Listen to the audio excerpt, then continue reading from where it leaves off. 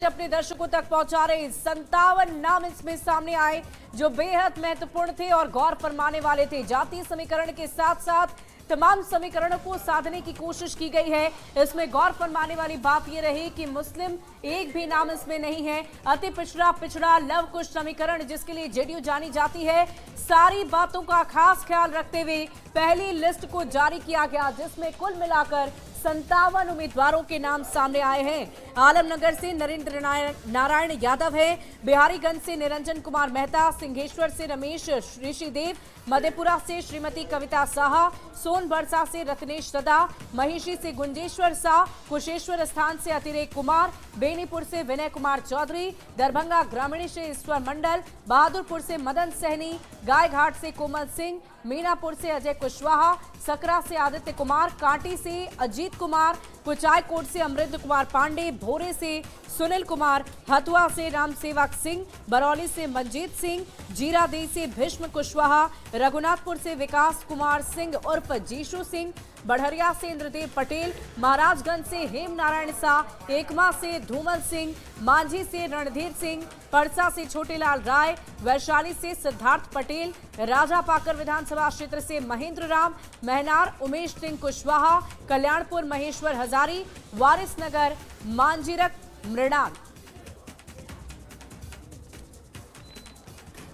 और देखिए इस लिस्ट की जानकारी हमने आपको दे दी है, लेकिन इस लिस्ट में क्या प्रमुख बातें रही, क्या गौर फरमाने वाली बातें रही है, वो हमारी सहयोगी विभा आप तक पहुंचाएंगे। बिल्कुल शुभी, तो पहली लिस्ट में 57 प्रत्याशियों के नाम हैं और इस 57 प्रत्याशियों की पहली लिस्ट में क्या खास और बड़ी बात है वो भी देख लीजिए। पहली लिस्ट में 4 महिला प्रत्याशी के नाम शामिल किए गए हैं, 27 नए चेहरों को इसमें शामिल किया गया है, 5 कैबिनेट मंत्री को टिकट दिया गया है। 57 उम्मीदवारों में 19 चेहरों को एक बार फिर से रिपीट किया गया, यानी कि भरोसा एक बार फिर से उनके ऊपर जाहिर किया गया।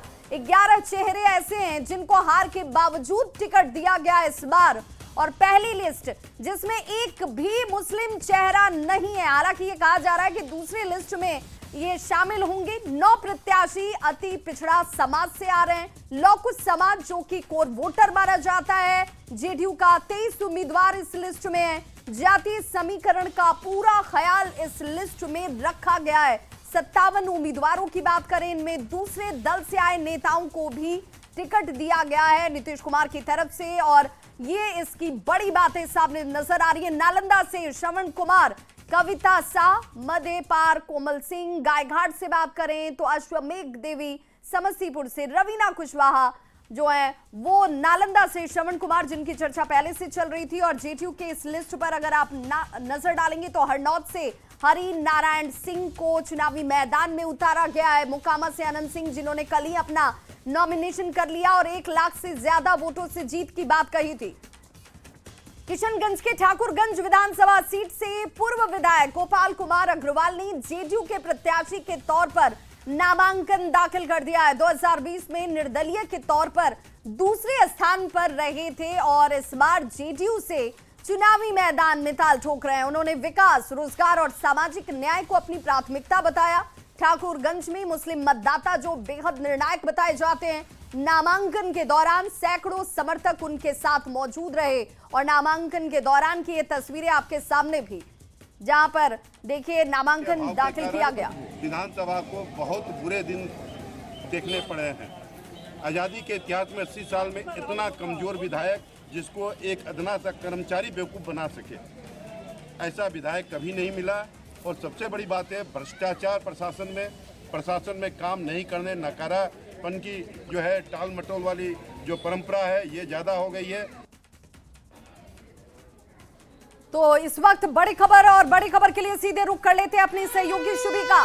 और बड़ी खबर अपने दर्शकों को बता दें विभा, देखिए एक तरफ जहां जेडीयू उम्मीदवारों का ऐलान किया जा रहा है तो दूसरी तरफ सिंबल भी खुद अपने हाथ से बिहार के मुख्यमंत्री नीतीश कुमार अपने उम्मीदवारों को देते हुए नजर आ रहे हैं। लगातार उनकी तरफ से सिंबल का वितरण किया जा रहा है। कुशेश्वर स्थान से अतिरेक कुमार को सिंबल उन्होंने दिया है, धौरैया से मनीष कुमार को सिंबल दिया गया, महाराजगंज से हेम नारायण शाह को दिया गया, समृद्ध वर्मा को सिकटा से सिंबल मिला है, संदेश के राधा चरण सेठ को सिंबल खुद मुख्यमंत्री नीतीश कुमार ने दिया है। तस्वीरें भी हम आपके साथ साझा कर रहे हैं। देखिए, बिहार के मुख्यमंत्री नीतीश कुमार आपको नजर आ रहे होंगे और इस वक्त पूरा रंग चुनावी रंग, पूरा बिहार चुनावी रंग में रंगा हुआ है। हर तरफ चुनाव से जुड़ी हुई तस्वीरें सामने आ रही है। कहीं उम्मीदवारों की नाराजगी तो कहीं उम्मीदवारों के चेहरे पर खुशी और कहीं कोई सिंबल लेकर पूरी तैयारी कर रहा है कि अब वो नामांकन दाखिल करेगा और उसके बाद प्रचार प्रसार में जोर शोर से जुट जाएगा।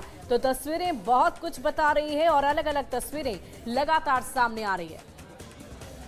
तो वहीं बिहार विधानसभा चुनाव को लेकर हर विधानसभा सीट के लिए मतदाता अलग अलग मुद्दों पर अपने प्रतिनिधि का चयन करेंगे। कटिहार से संवाददाता सुब्रत ने कटिहार मनिहारी पैसेंजर ट्रेन के यात्रियों से बातचीत की और जानने की कोशिश की कि इस बार मतदाता किस मुद्दे पर मतदान करने वाला है। दूसरे चरण के मतदान के लिए कटिहार में 7 सीटों के लिए 11 नवंबर को मतदान है और यात्रीगण की ध्यान दे, दूसरे चरण के लिए मतदान अनिवार्य रूप से करे।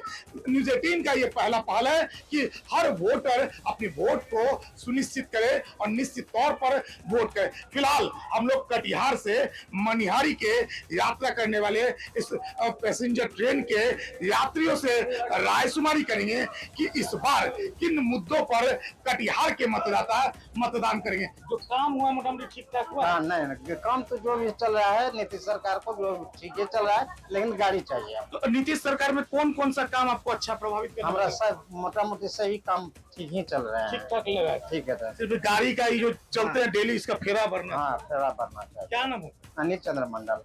क्या काम हुआ है, क्या मुद्दे पर वोट कीजिएगा?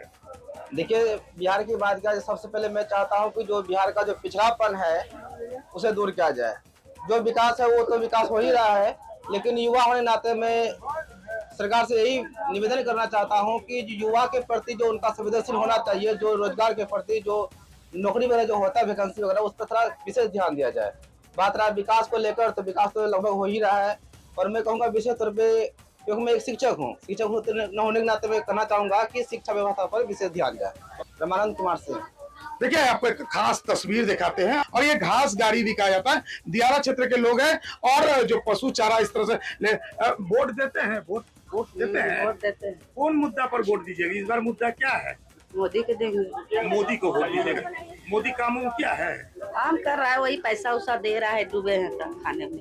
कौन सी का पैसा दिया है? 10,000 यही बकरी पालन दिया है, 7,000 दिया है और कहा दिया राशन पानी भेजा है ऊपर से।